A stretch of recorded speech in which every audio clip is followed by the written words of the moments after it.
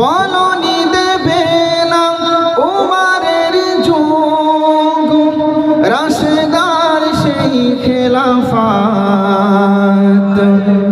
ফিরিয়ে দেবে না আলোর সমাজ, কেটে কেটে আধার রাত। বলনি দেবে না উমারের যুগ, রাশেদার সেই খেলাফত ফিরিয়ে দেবে না আলোর সমাজ, কেটে কেটে আধার রাত। পুনরায় পাঠাও গো উমর আবার, কাটুক আধার এই ঘোর। বলনি দেবে না হামজা তারিক, খালিদ বিজয় সমর। প্রভু তুমি বলেছ রাসূল দেবে না। ইকরা বিসমি রাব্বিকাল্লাযী খালাক, খালাকাল ইনসানা মিন আলাক, ইকরা ওয়া রাব্বুকাল আকরাম। মহান আল্লাহ বলছে, পড়ো তোমার সেই রবের নামে যিনি তোমাকে সৃষ্টি করেছেন, যিনি তোমাকে রক্তপিণ্ড থেকে সৃষ্টি করেছেন। পড়ো তোমার সেই রবের নামে যিনি অত্যন্ত দয়ালু। কথাকার আল্লাহর কথা। তাহলে কুরআনুল কারীমের প্রথম বাক্য হলো ইকরা, তোমরা পড়ো। এখান থেকে স্পষ্ট বোঝা যায় পড়াশোনার কোনো বিকল্প নেই। ঠিক না বে ঠিক? ঠিক না? ঠিক। পড়াশোনার কোনো বিকল্প আছে? নেই। ও মুসলমান, একটা কথা আমি আপনাদেরকে বলি। মুফাসসিরিনে কেরাম এই আয়াতের ব্যাখ্যা করতে গিয়ে বলেছেন যে আল্লাহ আল কোরআনুল কারীমের ভিতরে অনেক গুরুত্বপূর্ণ আদেশ করেছেন। নামাজের কথা বলেছেন, শিরিক থেকে বাঁচতে বলেছেন, যাকাতের কথা বলেছেন, হজ করার কথা বলেছেন। কিন্তু আল্লাহ আল কোরআনুল কারীমের মধ্যে এত গুরুত্বপূর্ণ বিষয় থাকার পরেও ইকরা অর্থাৎ পড়ো এই আদেশ দান করার মাধ্যমে আল কোরআনুল কারীমের সূচনা আল্লাহ কেন করলেন? এই আয়াতের ব্যাখ্যা করতে গিয়ে মুফাসসিরিনে কেরাম বলেন, কারণ আল কোরআনে যত বিধান রয়েছে সমস্ত বিধান জানা শেখা নির্ভর করে পড়ার প্রতি। ঠিক না বে ঠিক? বলেন ঠিক না? আমার কথাটা কিন্তু বুঝতে হবে। একটু তাফসীর বোঝা একটু কঠিন হয়, কিন্তু আপনারা মাশাআল্লাহ অনেকে শিক্ষিত আছেন, এখানে মানে খুবই সহজ। আর আমি অত্যন্ত সাধারণ বাংলাতে আপনাদেরকে বোঝানোর চেষ্টা করব। সাধারণত কিসসা কাহিনী আমাদের মস্তিষ্কে ঢুকে ঢুকে এমন হয়ে গেছে, কোরআন অনেক সময় মাথায় ঢোকে না, কিন্তু একটু চেষ্টা করলে বুঝতে পারবেন। আল্লাহ সর্বপ্রথম পড়ার আদেশ কেন করলেন? কারণ আল কোরআনুল কারীমের ভিতরে যত বিধান নাযিল করবে সব কিছু নির্ভর করে পড়ার প্রতি। ঠিক না বে ঠিক? বলেন এখন পড়ার দরকার আছে না নেই? বলেন। আপনাদের গ্রামে তো মক্তব আছে, তাই না? বাচ্চারা সকালবেলা মক্তবে কোরআন তেলাওয়াত করার জন্য যায় তো নাকি? আমি যদি এখানে বলি যে কোরআন তেলাওয়াত করতে পারেন না কারা কারা, থেকে হাত তোলেন তো আমার মনে হয় লজ্জায় তুলবে না, কিন্তু অধিকাংশরাই কোরআন তেলাওয়াত করতে পারে না। ঠিক না বে ঠিক? আমি কি ভুল বলছি? সকালবেলা ঘুম থেকে ওঠার পরে কোরআনুল কারীম তেলাওয়াত করার মাধ্যমে আপনার সকালের সূচনা যদি না হয়, তাহলে আমি স্পষ্ট করে বলতে পারি এটা কিন্তু দুর্ভাগ্যতার পরিচয় বহন করে। ঠিক না বে ঠিক?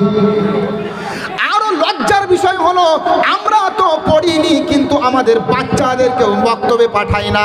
আমাদের গ্রামেও মাশাআল্লাহ অনেকগুলো মক্তব তৈরি করা হয়েছে, বাচ্চারা কোরআনুল কারীম তেলাওয়াত করার জন্য আসে। এরপরেও অনেক বাচ্চা আছে যারা কোরআনুল কারীম তেলাওয়াত করার জন্য মক্তবে আসে না, তাদের গার্জিয়ানরা মক্তবে পাঠায় না। গার্জিয়ানদের সাথে কথা বললে, বাচ্চাদের সাথে কথা বললে তারা বলে সকালবেলা আমাদের পড়া থাকে এই জন্য আসি না। তার মানে সকালবেলা পড়া থাকে এই জন্য আসি না, তার মানে হলো প্রাইভেট পড়া, বাংলা ইংরেজি শেখা ওর কাছে পড়া, আর আরবিটা কোনো কি না বলেন, আরবিটা পড়াই না। যদি আরবিটা পড়া হতো তাহলে কোনো গার্জিয়ান কি সন্তান সন্ততির ক্ষেত্রে বলতে পারত যে সকালবেলা পড়া থাকে এই জন্য যাই না? আচ্ছা ঠিক আছে, সকালবেলা যাই না, কিন্তু বিকালেও তো পড়ানো হয়। ঠিক না বে ঠিক? বলেন সত্য কথা বলতে এগুলো দুর্ভাগ্যতার আলামত, এগুলো দুর্ভাগ্যতার নিদর্শন। কোরআনুল কারীম স্পষ্ট বলছে, ওই সমস্ত সন্তান সন্ততি যারা ইসলাম চর্চা করে না, যারা হাদিস কোরআন পড়ে না, যারা ইসলামের পথে চলে না, তাদেরকে যখন বলা হবে তোমরা জাহান্নামে যাও, তখন তারা একটা দাবি করবে আল্লাহর কাছে। শোনার দরকার আছে না নেই? আপনাদের বাড়িতে বাচ্চা কাচ্চা আছে না? আছে তো নাকি? ভালো করে শুনবেন, বাচ্চা কাচ্চা যারা ইসলাম চর্চা করে না তাদেরকে যখন জাহান্নামে যেতে বলা হবে, তখন তারা আল্লাহর কাছে একটা আবেদন করবে। আবেদন কি জানেন? রব্বানা আরিনাল্লাযাইনি আযাল্লানা মিনাল জিন্নি ওয়াল ইনস নাজআলহুমা তাহতা আকদামিনা লিয়াকুনা মিনাল আসফালিন। মহান আল্লাহ বলছে, কিয়ামতের ময়দানে ওই সমস্ত পথভ্রষ্ট ব্যক্তিরা আল্লাহর কাছে ফরিয়াদ করে বলবে, ওগো আল্লাহ, আমাদের পিতা মাতাদের মধ্যে হতে এবং আমাদের গার্জিয়ানদের মধ্যে হতে, গুরুজনদের মধ্যে হতে যারা আমাদেরকে পথভ্রষ্ট করেছিল, তার মানে ইসলামের সঠিক রাস্তায় চলার জন্য ব্যবস্থা, উপায়, উপকরণ ব্যবস্থা করে দেননি, ওগো আল্লাহ, তাদেরকে আমাদের সামনে উপস্থিত করো, লাঠি মেরে আগে তাদেরকে জাহান্নামে দেব, এরপরে আমরা জাহান্নামে যাব। তার মানে পিতামাতা জাহান্নামী হবে কাদের কারণে? সন্তান সন্ততির কারণে। আচ্ছা, এখানে কার কার সন্তান ইসলাম শেখে, সেটা মাদ্রাসা হোক, মক্তব হোক, বা মনে করেন বাড়িতে বসে অনেকের মায়েরাও তো মাশাআল্লাহ দিনদার, কোরআন তেলাওয়াত করতে পারে, ইসলাম সম্পর্কে জানে, মানে সার্বিকভাবে কাদের সন্তানরা দিনে অল্প সময়ের জন্য হলেও আরবি শেখে, ইসলাম শেখে? দেখি হাত তোলেন তো একটু। থাক থাক থাক থাক থাক থাক থাক। এলাকার মানুষ এমনি সবসময় দেখা হয় রাস্তাঘাটে, লজ্জায় পড়বেন। আমি লজ্জা দেবো না আপনাদের, যেহেতু এলাকার মানুষ। অধিকাংশ মানুষ কিন্তু হাত তুলতে পারবে না। পারবে? ও মুসলমান, আল্লাহকে ভয় করেন। আপনি এখানে এসেছেন, কালকে এখানে নাও থাকতে পারেন, ঠিক না বেঠিক? ঠিক না? আপনি দুনিয়াতে দর্শনীয় স্থানগুলো ভ্রমণ করার জন্য যাবেন, বিভিন্ন জায়গাতে মানুষ ঘুরতে যায়, দোকানে যাওয়ার পরে কেনাকাটা করে, দামি দামি কাপড়গুলো কেনে, দামি দামি পরিধেয় বস্ত্রগুলো কেনে, কিন্তু মানুষ ভুলেই যায় যেই দোকানে কাপড় কেনার জন্য আমি গিয়েছি, হতে পারে ওই দোকানেই আমার কাফনের কাপড়টা চলে এসেছে। ঠিক না ঠিক বলেন? হতে পারে না? পারে না বলেন? ও মুসলমান, ভবিষ্যতের দোহাই দিয়ে দূরে থাকিয়েন না ইসলাম থেকে, বাচ্চাদেরকে ইসলামই শেখান। আপনি আমাদের এলাকার মানুষ, আপনারা, এই জন্য আমি খুব কষ্টের সাথে কথাগুলো বলছি, কারণ আমাদের এলাকাতে ইসলাম প্রচার করা বা মানুষকে সঠিক পথে ডাকা, এটা আমাদের বড় দায়িত্ব। ঠিক না ঠিক বলেন? এই ভিড়া, পাইকপাড়া, ভাষণবোতা, এই সমস্ত এলাকাতে ইসলামের কথা বলা, মানুষকে সঠিক কথা বলা, মানুষকে ইসলামের দিকে ডাকা, এটা আমাদের দায়িত্ব। ঠিক না বলেন?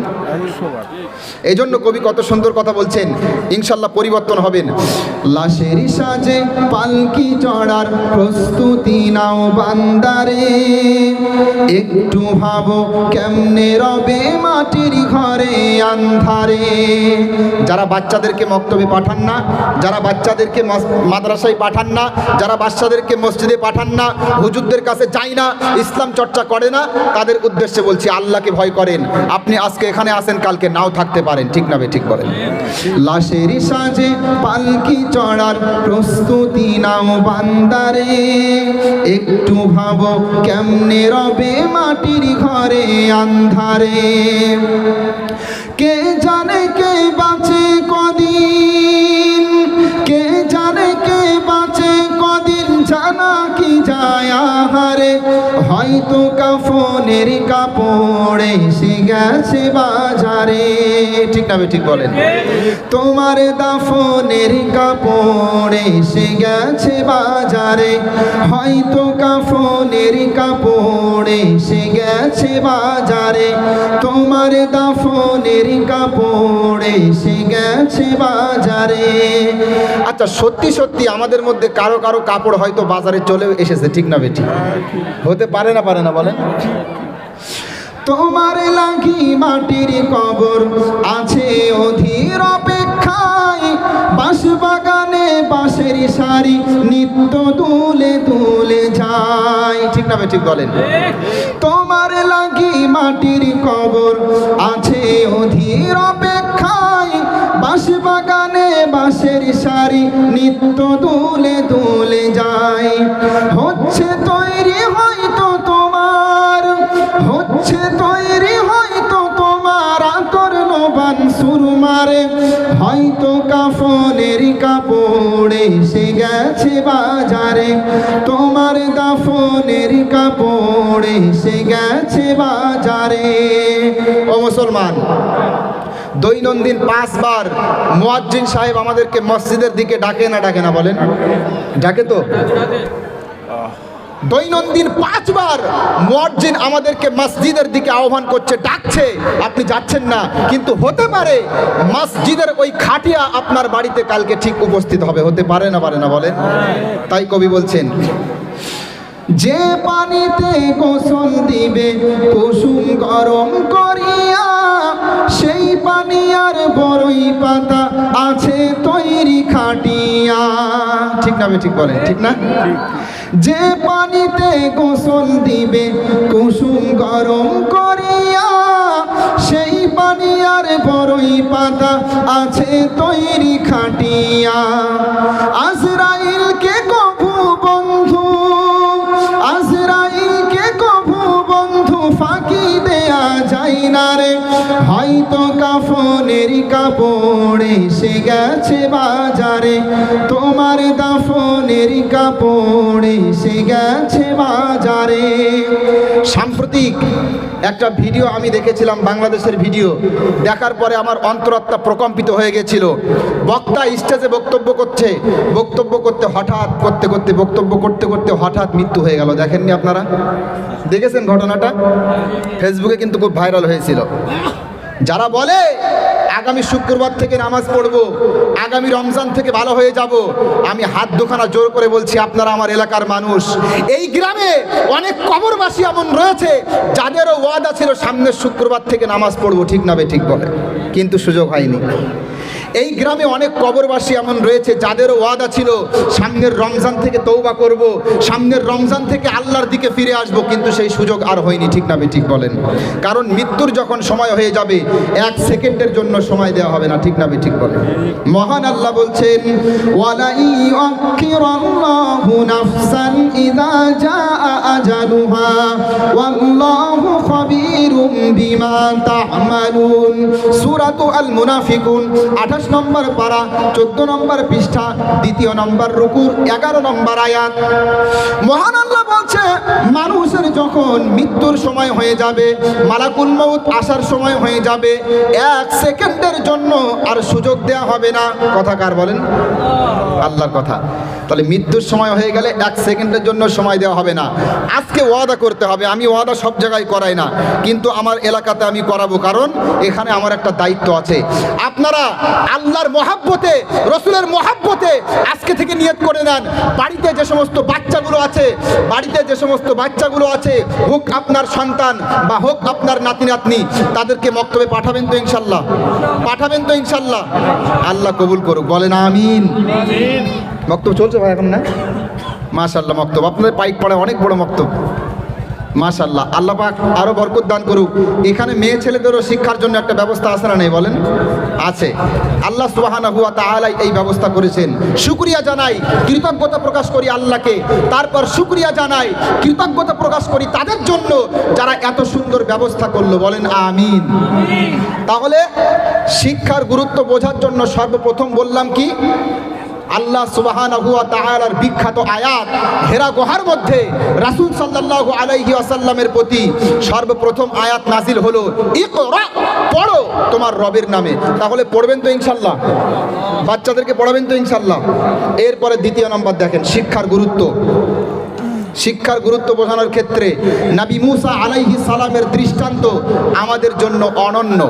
নবী মুসা আলাইহিস সালাম তিনি যখন শুনলেন যে তার থেকেও একজন যোগ্য ব্যক্তি রয়েছে কোনো কোনো ক্ষেত্রে, তিনি দৃঢ় প্রত্যয় হলেন, তিনি অদম্য সংকল্প করলেন, যত দূরেই হোক না কেন আমি সফর করব, সেই জ্ঞান অর্জন করব, বলেন সুবহানাল্লাহ। আপনারা জানেন নবী মুসা আলাইহিস সালাম একবার বনি ইসরাঈলের মধ্যে ভাষণ দিতে দাঁড়ালেন। ভাষণ যখন তিনি দিচ্ছিলেন, বনি ইসরাইলের একজন ব্যক্তি জিজ্ঞাসা করলো, বর্তমান সময়ের মধ্যে সবচেয়ে বেশি জ্ঞানী কে? ঠিক না? শুনেছেন আপনারা? ঘটনা প্রসিদ্ধ। নবী মূসা আলাইহিস সালামকে জিজ্ঞাসা করা হলো, বর্তমান সময়ের মধ্যে সবচেয়ে বেশি জ্ঞানী কে? তখন মূসা আলাইহিস সালাম তিনি বললেন, আমি। কি বললেন বলেন? আমি। তিনি কিন্তু মিথ্যা কথা বলেননি, কারণ তিনি তদানীন্তন শরীয়তপ্রাপ্ত নবী, স্বতন্ত্র শরীয়তপ্রাপ্ত নবী। আর স্বতন্ত্র শরীয়তপ্রাপ্ত নবী যিনি হবেন, তিনি তদানীন্তন সময়ে সবচেয়ে জ্ঞানী হবে। ঠিক না ঠিক বলেন? তিনি মিথ্যা বলেননি, কিন্তু উত্তরটা দরকার ছিল আল্লাহু আ'লামু, আল্লাহই ভালো জানে, অর্থাৎ আল্লাহর দিকে ন্যস্ত করা। তিনি এটা করলেন না, তিনি বললেন আমি জ্ঞানী। আল্লাহ এটা পছন্দ করলেন না। কি বললেন? না, দুই সমুদ্রের মিলিত স্থানে একজন ব্যক্তি আছে যিনি হে মূসা তোমার থেকেও প্রজ্ঞার ক্ষেত্রে কোনো কোনো ক্ষেত্রে এগিয়ে। বলেন সুবহানাল্লাহ। তখন নবী মূসা অবাক হয়ে গেলেন যে আমার থেকে আরেকটা এক্সট্রা জ্ঞান তার কাছে আছে, আর আমি জানবো না, এটা তো হতেই পারে না। দেখেন কত বড় সংকল্প। আজকে চায়ের দোকানে বসে, পানের দোকানে বসে 2 ঘন্টা 3 ঘন্টা নষ্ট হয়ে যায় মানুষের গীবত করতে করতে। ঠিক না ঠিক বলে? আপনাদের সমাজে কি গীবতকারী আছে নাকি? কারা কারা গীবত করে দেখি হাত তোলেন তো। কারা কারা? কেউ হাত তুলবে না, তুলবে বলেন? ও মুসলমান, আমি ছোট্ট একটা বক্তা, আমার সামনে হাত তুলতে পারছেন না, গীবত করছেন, আল্লাহর সামনে গিয়ে লজ্জায় মুখ দেখাবেন কিভাবে বলেন দেখি? আমি তো মানুষ, আর আমাদের স্রষ্টার সামনে কিভাবে দণ্ডায়মান হবেন তাই বলেন? যাই হোক, তো নবী মূসা আলাইহিস সালাম তিনি পাকাপুক্ত ইয়াদা করছেন। মহান আল্লাহ বলছেন, ওয়া ইয ক্বালা মূসা লিফাতাহু লা আবরাহু হাত্তা আবলুগা মাজমাআল বাহরাইন আও আমজিয়া হুকুবা। সূরাতু আল কাহাফ 15 নম্বর পারা, 19 নম্বর পৃষ্ঠা, 9 নম্বর রুকুর 60 নম্বর আয়াত। মহান আল্লাহ বলছে, নবী মূসা আলাইহিস সালাম যখন জানতে পারলেন আমার থেকেও একজন যোগ্য ব্যক্তি আছে, আমার থেকেও একজন জ্ঞানী ব্যক্তি আছে, তখন নবী মূসা আলাইহিস সালাম তার খাদেমকে বললেন, আমি এবার সফর শুরু করব, আমি এবার সফর শুরু করব, চলতেই থাকবো চলতেই থাকবো, ওই জায়গাতে পৌঁছাবো যেখানে আমার থেকেও একজন যোগ্য ব্যক্তি আছে। আর যদি আমি তাকে খুঁজে না পাই তাহলে যুগ যুগ ধরে আমি সফর করব, কিন্তু আমাকে ওই জ্ঞানটা অর্জন করতেই হবে। বলেন সুবহানাল্লাহ। ও মুসলমান, এখান থেকে আমাদের জন্য শিক্ষা রয়েছে, জালিলুল কদর নবী একজন নবী। আচ্ছা, নবী কি জাহান্নামে যাবে? কোন নবী কি জাহান্নামে যাবে? নবীরা কিন্তু জাহান্নামে যাবে না, নবীরা সর্ব উৎকৃষ্ট, সর্ব উত্তম। আমাদের সাধারণ মানুষের থেকেও নবীরা অনেক উত্তম, ঠিক না? আচ্ছা, তবে এখানে একটা কথা মনে পড়ে গেল, না বললে নয়। আমাদের সমাজে অনেক বক্তাদের আবার বলতে শোনা যায় যে উম্মতে মুহাম্মদীর মধ্যে নাকি এমন এমন উম্মত তৈরি হবে, তারা নাকি বনি ইসরাইলের অনেক নবীদের থেকেও বেশি সম্মানিত হবে। বলেন নাউযুবিল্লাহ। এই বক্তব্য আমি নিজে কানে শুনেছি। বুঝতে পেরেছেন কি বললাম? আকীদা বিশুদ্ধ করুন। আপনি যত ইবাদত করেন না কেন, আকীদা যদি পরিষ্কার না থাকে কবুল হবে? নবী তো দূরের কথা, সাহাবী উমর, সাহাবী আবু বকর, সাহাবী আলী, সাহাবী উসমান রাদিয়াল্লাহু তাআলা আনহুম আজমাইন, তাদের সমতুল্য কি পৃথিবীর কোনো একজন মানুষ হবে? সেখানে নবীর সাথে তুলনা করছে। আল্লাহ আমাদের বোঝার তৌফিক দান করুন। যাই হোক, একটু সতর্কতামূলক অবস্থানে থাকবেন, বক্তাদের বক্তব্য শুনেই বিশ্বাস করবেন, এই রকম অন্ধত্বের পরিচয় দিবেন না, অন্যথায় সোজা জাহান্নামে চলে যাবেন। কথাটা কেন বললাম? অনেক ফালতু কথা আমাদের সমাজে ছড়িয়ে আছে, যেগুলো না আছে হাদিসে, না আছে কোরআনে, না আছে কোরআন সুন্নাহের মধ্যে গ্রহণযোগ্য ইজতিহাদের মধ্যে। আল্লাহ আমাদের বোঝার তৌফিক দান করুক, বলেন আমিন। তো যে কথা বলছিলাম যে নবী মূসা আলাইহিস সালাম সংকল্প করলেন, আর আমরা নবী মূসার মতো একজন নবী যিনি জান্নাতে যাবেন, যিনি একজন নবী, তার পায়ের ধুলোর যোগ্য আমরা না, তিনি পর্যন্ত একটা জ্ঞান চর্চা করার জন্য যুগ যুগ ধরে সফর করার ওয়াদা করছেন, প্রত্যয় করছেন। আর আমি আপনি মুসলমান, মসজিদের ইমাম সাহেব সবসময় তৈরি আছে আরবি শেখানোর জন্য, মসজিদের ইমাম সাহেব সবসময় তৈরি আছে নামাজ শেখানোর জন্য। অনেকেই টাকা পয়সা খরচ করে মক্তব তৈরি করে দিয়েছে, আর 1 ঘন্টা সময় দেওয়ার সুযোগ আমাদের হয় না। আর আমরা আবার দাবি করি আমরা ইসলাম প্রেমিক। কথা বুঝেছেন আমার? আজকে থেকে ওয়াদা করেন, ইনশাল্লাহ যতদিন বাঁচবেন 5 মিনিট হলেও যারা ইমাম সাহেব, যারা আলেম, তাদের সাথে সম্পর্ক রেখে দিনে একটা করে হলেও ইনশাল্লাহ সুন্নাত, হাদিস, দোয়া শেখার চেষ্টা করবেন তো ইনশাল্লাহ? করবেন তো ইনশাল্লাহ? আল্লাহ আমাদের কবুল করুক, বলেন আমিন। নবী মুসা আলাইহিস সালাম কি বললেন? আমি চলতেই থাকবো। শুধু তাই নয়, তিনি বললেন হাল আত্তাবিউকা আলা আন তুআল্লিমানি মিম্মা উল্লিমতা রুশদা, আমি তোমার অনুসরণ করব, আমি তোমার আনুগত্য করব। খিজিরের বলছে, মানে নবী খিজির আলাইহিস সালামের সাথে দেখা হওয়ার পরে বলছে কি, আমি তোমার আনুগত্য করব, আমি তোমার অনুসরণ করব, তবে শর্ত হলো আমাকে শিক্ষা দিতে হবে। বলেন সুবহানাল্লাহ। এখান থেকে একটা শিক্ষা পাওয়া যায়, যারা মাদ্রাসার স্টুডেন্ট কেউ যদি থাকে তাদের জন্য বিশেষ একটা বার্তা এই আয়াতের মধ্যে। পড়াশোনা যদি ভালো হয়, মাদ্রাসা যত দূরেই হোক না কেন, ইলমের জন্য সফর করা, এটা কোরআনের শিক্ষা। বলেন সুবহানাল্লাহ। আরও শিক্ষা পেলাম যে জ্ঞান চর্চার ক্ষেত্রে আলেমদের সাথে ভালো সম্পর্ক রাখা, এবং আলেমদের সাথে সম্পর্ক শুধু তাই নয়, এখানে মুসা বলছেন হাল আত্তাবিউকা আলা আন তুআল্লিমানি মিম্মা উল্লিমতা রুশদা, আমি তোমার থেকে কিছু শিখতে চাই। তার মানে যেই আলেম সমাজের জন্য কাজে আসে না, যেই আলেম শুধুমাত্র নিজের স্বার্থ বোঝে, সমাজ নিয়ে ভাবে না, গ্রাম নিয়ে ভাবে না, সেই সমস্ত আলেম যাদের থেকে এলেম শিক্ষা পাওয়া যায় না, তাদের থেকে দূরে থাকাটাও কোরআনের শিক্ষা। ঠিক না ঠিক বলেন? যদি বলেন কেন বলছি, আমাকে বলতে হবে আজকে, ভালো করে শোনেন। আমার বাড়ির পাশের লোক নামাজ পড়ে না, মনে করেন, আপনাদের কাছে প্রশ্ন করছি, আপনারা উত্তর দেবেন, আমি বলবো না। আমার বাড়ির পাশের লোক মনে করেন নামাজ পড়ে না, আমি তাকে নামাজের কথা বললাম না, কিন্তু আমি রাত্রি জাগরণ করে 200 কিলোমিটার, 300 কিলোমিটার, 400 কিলোমিটার পাড়ি দিয়ে দাওয়াত করার জন্য যাচ্ছি, উদ্দেশ্য টাকা না দিন প্রচার? বলেন। টাকা। কথা বলা লাগবে আপনাদের। টাকা। একজন আলেমের দায়িত্ব হলো সমাজে কেউ যদি সালাত আদায় না করে, একজন আলেমের দায়িত্ব হলো সমাজে কেউ যদি ইসলাম চর্চা না করে, কেউ যদি জ্ঞান চর্চা না করে, কেউ যদি ইসলাম থেকে দূরে থাকে, কেউ যদি ভুল সিদ্ধান্তের মধ্যে থাকে, একজন আলেম কখনো চুপ থাকতে পারবে না। কারণ আলেম সম্পর্কে বুখারী শরীফ 1 নম্বর খণ্ড কিতাবুল ইলমের মধ্যে স্পষ্ট হাদিস, ইন্নামাল উলামা ওয়ারাসাতুল আম্বিয়া। ঠিক না বে ঠিক?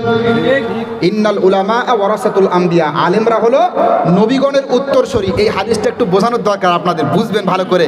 এখানে মজার কথা আছে, আমাদের আলেমরা নিজেদের সম্মান বৃদ্ধি করতে গিয়ে, নিজেদের সম্মান, নিজেদের গ্রহণযোগ্যতা বাড়াতে গিয়ে, নিজেদেরকে পূজনীয় হিসাবে তুলতে গিয়ে এই হাদিসটা খুব বেশি বেশি পাঠ করে, ইন্নাল উলামা ওয়ারাসাতুল আম্বিয়া, আলেমরা হলো নবীগণের উত্তরসূরি। তার মানে আমরা কিন্তু নবীগণের উত্তরসূরি, আপনারা আমাকে সম্মান করবেন। ঠিক না ঠিক বলেন? কিন্তু এই আয়াত হাদিসের ব্যাখ্যা আসলে কি আপনারা জানেন না। হাদিসের ব্যাখ্যা কি জানেন? ইন্নাল উলামা ওয়ারাসাতুল আম্বিয়া, তার মানে হলো নবীরা, আলেমরা নবীদের উত্তরসূরি। তার মানে নবীরা যেই কাজ দুনিয়াতে করে গেছে সেই কাজ তারা দুনিয়াতে করবে, এটার নাম উত্তরসূরি। বলেন সুবহানাল্লাহ। তার মানে আমার বাড়ির পাশের লোক যদি সালাত আদায় না করে, আমার গ্রামের মানুষ যদি নামাজ আদায় না করে, আমাদের গ্রামের বাচ্চারা যদি কোরআন শিক্ষা না করে, গ্রামের বাচ্চারা যদি পর্দা না করে, তাদেরকে বোঝানো, গার্জিয়ানদেরকে বোঝানো, মানুষদেরকে বোঝানো, এটা হলো আলেমদের দায়িত্ব। কোনো আলেম যদি এই দায়িত্ব পালন করার ক্ষেত্রে উদাসীনতাই থাকে, উদাসীন অবস্থানে থাকে, আর রাতের বেলায় 200-300 কিলোমিটার পাড়ি দিয়ে দাওয়াত করার জন্য যায়, তাহলে বুঝতে হবে উদ্দেশ্য নবীর ওয়ারিস হওয়া না, টাকা ইনকাম করা। আমার কথা কি গায়ে লাগে নাকি আপনাদের? এই কথাগুলো বলার কারণে আপনারা আমাকে অনেকে উল্টাপাল্টা বলে, হ্যান ত্যান বলে সমাজে কালার করার চেষ্টা করেন। আল্লাহ আমাদের হেদায়েত দান করুক, বলেন আমিন। কোরআনের কথা যাদের সহ্য হয় না তাদের ব্যাপারে কি বলতে পারি বলেন? মানুষের ব্যাপারে কোনো কিছু বলার আগে ধারণা করবেন যে ব্যক্তিরা কথা বলছে কি, শোনার দরকার আছে না বলেন? না শুনে আন্দাজে কারোর বিরোধিতা করা যায় বলেন? আমি স্পষ্ট বলছি, আমাদের দিন প্রচার করতে হবে। ও মুসলমান, দাওয়াতে গিয়ে শুধুমাত্র মুরগির রানগুলো খেলে হবে না, মাঝে মাঝে মার খাও দিই সুন্নাত। ঠিক না ঠিক বলেন? কি কথা ভুল? আমাদের তো বক্তারা মাশাআল্লাহ বেশি বেশি খাওয়ার জন্য আবার হাদিসও বানিয়েছে, কি জানেন? খাওয়ার পরে মিষ্টি খাওয়ার সুন্নত আছে না নেই? কি ভুল বলছি আমি? ঠিক। দাওয়াতে যাওয়ার পরে রাত্রি 11টা বেজে যায়, 12টা বেজে যায়, যখন খাবার খেতে দেয়, খাবার খাওয়ার পরে মিষ্টি দই দেয়। আলেমদের তো দেবে, আপনারা জানেন যে জামাই আদত্ত কি জিনিস, তার থেকে আলেমদের খাতের বেশি আপনারা জানেন। এখন দই মিষ্টি খেতে দেয়, যখন খাই না, মনে করেন রাত্রি জাগরণ করার কারণে সমস্যা হতে পারে, তখন অনেকে কি বলে জানেন? হুজুর খাবেন না মানে খাবার পরে মিষ্টি খাওয়া সুন্নাত জানেন না? ওনার কাছ থেকে আমার হাদিস শিখতে হবে, চিন্তা করেছেন? খাবার পরে মিষ্টি খাওয়া সুন্নাত, এ কথা শুনেছিলেন কারা কারা? দেখে হাত তোলেন, হাত তোলেন কষ্ট করে। শুনেছিলেন না? লজ্জায় তুলছেন না আপনারা। খাওয়ার পরে মিষ্টি খাওয়া সুন্নাত, খাওয়ার পরে মিষ্টি খাওয়া সুন্নাত, এ কথা কিন্তু হাদিসের মধ্যে নেই। এটা হাদিসের নামে জালিয়াতি। বুঝতে পেরেছেন? তাহলে হাদিসে আছে কি? হাদিসের মধ্যে আছে আল্লাহর নবী মিষ্টি জিনিস পছন্দ করতেন। আচ্ছা, মিষ্টি জিনিস পছন্দ করা আর খাওয়ার পরে মিষ্টি খাওয়া, দুইটা কি এক হলো? কথা বলবেন। খাওয়ার পরে মিষ্টি খাওয়া আর রসুল মিষ্টি পছন্দ করতেন, দুইটা কি এক হলো? আবার এ নিয়ে গজলও বানিয়েছে, সুন্নাত নাই শুধু খাওয়া শেষে মধুপান, আছে না? সুন্নাত নাই শুধু দাওয়াতের মেহমান, সুন্নাত নাই শুধু খাওয়া শেষে মধুপান। এই যে খাওয়া শেষে মধুপান, বাংলাদেশের অনেক বক্তারা বলে, কিন্তু একটু সচেতন না। এখন বলতে গেলে অনেকে বলবে এত বড় স্কলার বলছে খাওয়া শেষে মধুপান সুন্নত, আর আপনি এই বয়সে এই কথা বলছেন। আমার বয়স কম বলে অনেকে গ্রহণযোগ্যতা দিতে চায় না। বয়সটা যদি একটু বেশি হতো, ভুঁড়িটা বাড়াতে পারতাম, দাড়িগুলো বড় হতো, মাথায় পাগড়ি বাঁধতাম, তখন মানুষ মাশাআল্লাহ বিরাট বড় আলেম মনে করতো। কিন্তু বক্তার সাথে, জ্ঞানের সাথে বয়সের কোনো সম্পর্ক আছে বলেন? আমার কথাগুলো যদি হাদিস কোরআনের বাইরে হয়, আপনি আমার কথা ডাস্টবিনে নিক্ষেপ করুন, আমার কোনো আপত্তি নেই। কিন্তু কথা যদি হাদিস কোরআন থেকে হয়, মানতে সমস্যা আছে বলেন? নেই তো। খাওয়া শেষে মধুপান, এই গজলটা আমিও বলি, কিন্তু আমি একটু ভিন্ন রকম করে বলি। সুন্নাত নাই শুধু দাওয়াতের মেহমান, সুন্নাত নাই শুধু তুমি যা জানো খাওয়া শেষে মধুপান, আরো কিছু সুন্নাত আছে তুমি জানো কি, জানলেও জীবনে কখনো তা মানো কি। ঠিক না বেঠিক বলেন? সুন্নাত নয় শুধু নির্জনে ধ্যানে যাওয়া, আর সুন্নাত হলো পাথরের আঘাত খাওয়া। ঠিক না ঠিক বলেন? শুধু নির্জনে ধ্যানে যাওয়া সুন্নাত নয়, কোরআন প্রচার করতে গিয়ে, আল্লাহর কোরআন প্রচার করতে গিয়ে তাফসীরুল কোরআন মাহফিল বলা যায় যিনি শুরু করেছিলেন, 13টা বছর জালেমের কারাগারে বন্দী থেকে জীবন দিয়েছেন। ঠিক না ঠিক বলেন? এর নাম হলো সুন্নাত। আজকে অনেকে আছে না, শুধুমাত্র খাওয়া দাওয়া করে জীবনটা সুন্দরভাবে কাটিয়ে দিল, মানুষের গালিগালাজের শিকার হলো না, মানুষ খারাপ বললো না, মনে করে আমি বড় আলেম। স্পষ্ট বলতে চাই, যিনি যোগ্য আলেম হবে, সমাজের এক শ্রেণীর মানুষ তার বিরুদ্ধে থাকবেই। আল্লাহর নবী যোগ্য না অযোগ্য? আল্লাহর নবী অযোগ্য এ কথা বললে ঈমান থাকবে? আচ্ছা, আল্লাহর নবীর যত শত্রু ছিল, আমার কি আছে? আছে? শত্রু থাকার কারণে যদি সেই মানুষটা অগ্রহণযোগ্য হয়, তাহলে আল্লাহর নবী তাকেও তো অগ্রহণযোগ্য বলতে হয়। ঠিক না ঠিক বলেন? নাউযুবিল্লাহি মিন যালিক। তাই তো কবি বলছেন, আরো কিছু সুন্নাত আছে তুমি জানো কি, জানলেও জীবনে কখনো তা মানো কি। সুন্নাত নয় শুধু নমনীয় আলাপন, সুন্নাত প্রয়োজনে হুঙ্কার গর্জন। ঠিক না ঠিক বলেন? ফিলিস্তিনি মুসলমানদের দিকে তাকান, প্রায় 80 থেকে 90 লক্ষ, 80 থেকে 90 হাজার ফিলিস্তিনিদেরকে শহীদ করে দিল। ছোট্ট ছোট্ট বাচ্চাদেরকে হত্যা করা হলো, মাসুম বাচ্চাদেরকে হত্যা করা হলো, মা বোনদেরকে হত্যা করা হলো। আর আমাদের আরবীয় নেতাগুলো তারা যখনই হামলা করছে আর বলছে আমরা অত্যন্ত নিন্দা জ্ঞাপন করলাম। ঠিক না ঠিক বলেন? এই অসভ্য জানোয়ারগুলো জানে না সুন্নত প্রয়োজনে হুঙ্কার গর্জন। সুন্নত নয় শুধু নমনীয় আলাপন, সুন্নত প্রয়োজনে হুঙ্কার গর্জন। ঠিক না ঠিক বলেন? মধ্যপ্রাচ্যের মানচিত্র দেখলে আমার অন্তরটা খারাপ হয়ে যায়। মধ্যপ্রাচ্যের মানচিত্র আপনি দেখেন, ইসরায়েল ছোট্ট একটা রাষ্ট্র, আশেপাশে কতগুলো ইসলামী রাষ্ট্র। ওরা যদি সবাই একদিন একটা করে মিসাইল মেরেও বলে সাবধান হয়ে যাও, আল্লাহর নামে কসম করে বলতে পারি ইসরায়েল তার পরের দিন থেকে আর ফিলিস্তিনি হামলা করবে না, যদি সবাই একটা করে হামলা করে। কিন্তু এই অসভ্যগুলো বড় বড় জুব্বা পাগড়ি মাথায় দিয়ে শুধুমাত্র বড় বড় পশুগুলো জবাই করে খায় আর বলে আমরাই হলাম খাঁটি মুসলমান। ঠিক না ঠিক বলেন? দেখা যাবে কিয়ামতের ময়দানে ওই বাচ্চাদের চোখের পানি বিফলে যাবে না। আলহামদুলিল্লাহ, শুকরিয়া শুকরিয়া, আমরা ভারতীয় মুসলমান, আল্লাহর কাছে আমাদের অন্তত এই বিষয়ে জবাব দেওয়া লাগবে না। ঠিক না ঠিক? আমরা কি কিছু করতে পারবো? শুধু দোয়া করতে পারবো আমরা। আমাদের দায়িত্ব, ইমানি দায়িত্ব তাদের জন্য দোয়া করা, কিন্তু আমরা কি বলেন পারবো কিছু করতে? কিন্তু এই ইসলামী রাষ্ট্র এদের জবাব দেওয়া লাগবে। এই জন্য কবি বলছেন, সুন্নাত নয় শুধু নমনীয় আলাপন, সুন্নাত প্রয়োজনে হুঙ্কার গর্জন, মুহাব্বতে তার খালিদ উমরের নাই, ভালোবেসে তার পাশে থাকো কি। সুন্নাত নাই শুধু দাওয়াতের মেহমান, সুন্নাত নাই শুধু খাওয়া শেষে মধুপান, আরো কিছু সুন্নাত আছে তুমি জানো কি?